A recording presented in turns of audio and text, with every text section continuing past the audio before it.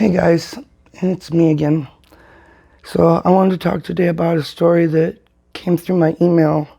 I'm into true crime and stuff like that, so I get emails with different headlines and stuff, and this one just really grabbed me.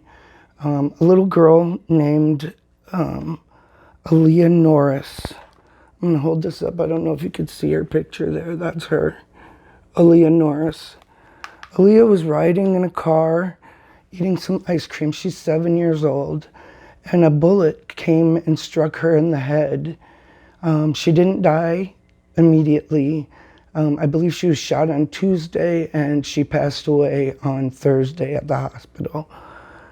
Let me see. I'm just going to read the article to you, or at least most of it. The Forest City Police Department said a young girl, okay, so this is Forest City, North Carolina. I forgot to mention that. The Forest City Police Department said a young girl has died after she was severely injured in a shooting Tuesday evening. The shooting happened along the intersection of Oak Street and Harmon Street around 5 p.m. When officers arrived to the scene, they found two individuals pulling a 7-year-old girl from a vehicle. She was suffering from a single gunshot wound to the head.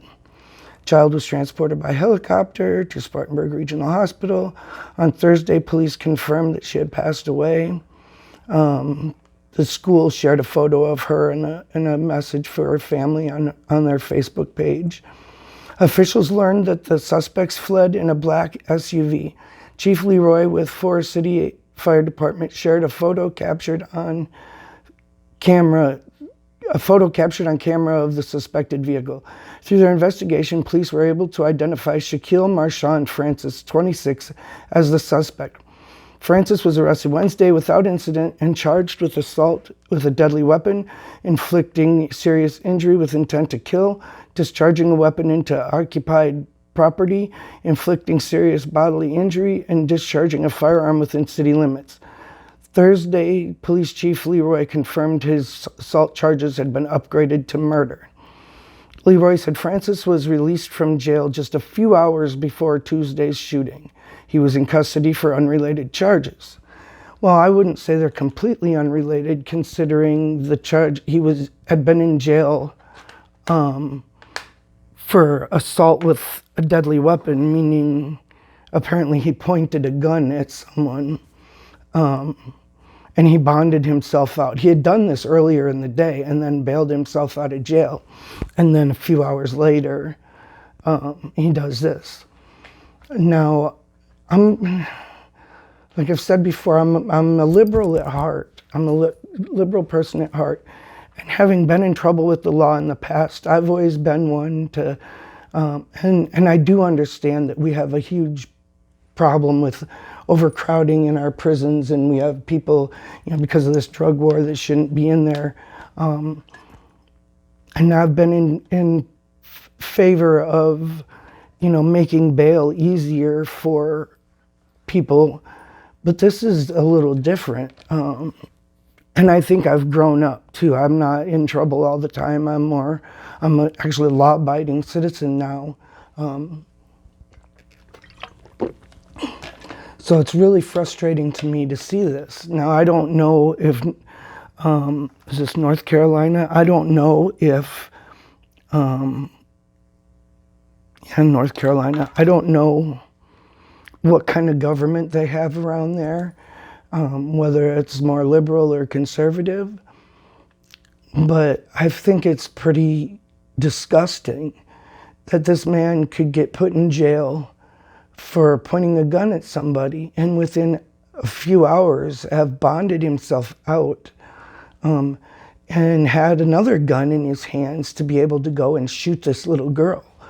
Now, I haven't heard anything or read anything in any of the stuff that I've looked through that says that she was a target or that anyone in her vehicle was a target.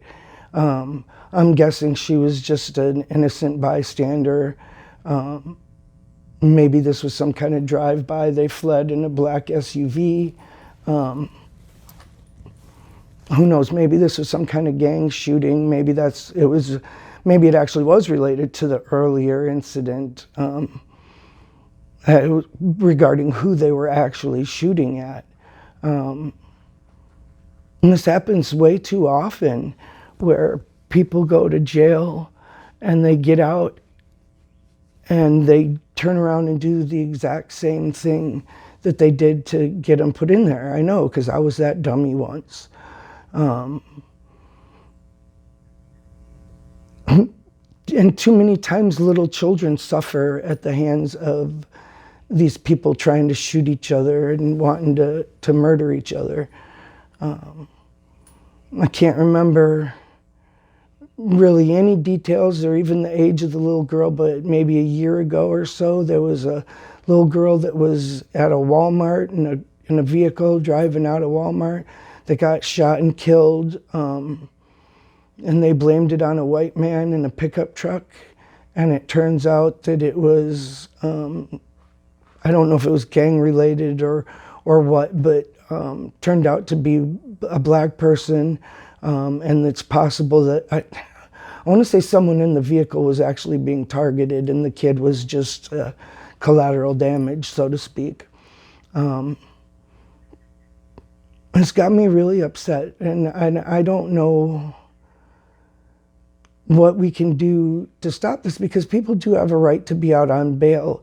But I think when you are in jail for anything to do with violence, and that includes armed robbery, armed home invasions, even armed burglaries, because anytime you introduce a gun into the equation, you make it way more likely that somebody's going to get injured or die. So I think it should be a lot more difficult for someone to get out on bail for those kind of charges. Now, if you got picked up for some weed or maybe even a DUI, disorderly conduct, fraud, embezzlement, theft, all those kind of things, I think should have a very reasonable bail. But anything to do with violence, that needs to be a much higher bar, a much higher standard to be met. My medication's making my mouth a little dry, and I had to take a pain pill earlier. That's why I'm kind of scratching at my face. They make me itchy. I had hip replacement a few weeks ago, so my hip was hurting this morning. Otherwise, I wouldn't be taking medication and then getting on a video. But this one was really frustrating to me and upsetting to me. I don't know what more to say about it other than how disgusted and angry I am. I don't know. There's nothing we can do about this child now. We can't take this back. But I think that people in North Carolina need to get together and figure out what kind of a bail system they want and what kind of people they want let out on bail. And I'm not sure how you do that, whether you elect new DAs or new judges, or you lobby them, or you go to your state legislation. I'm not sure. But I think it would be a good idea. And I think it would be a good idea for a lot of us, all of us, to possibly check into what kind of bail requirements there are for different offenses in your area. And if it's a low bail for a violent or aggressively violent crime, then we need to do something to get things to change so that it's a lot more difficult to make that bail. I don't know what else to say or what else can be done about it.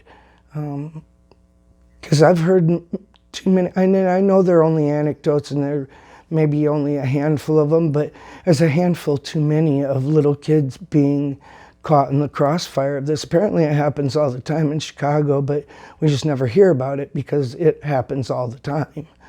So I don't know, what do you guys think? I'd love to hear from people. I've gotten some comments on some of my videos, but I'd really love to hear what people think about what I've talked about, whether you think I'm being ridiculous or if you think I'm right. or if you've got a completely different take on things at all, I would really love to hear your opinions, because I might learn something. So anyway, thanks for hanging out.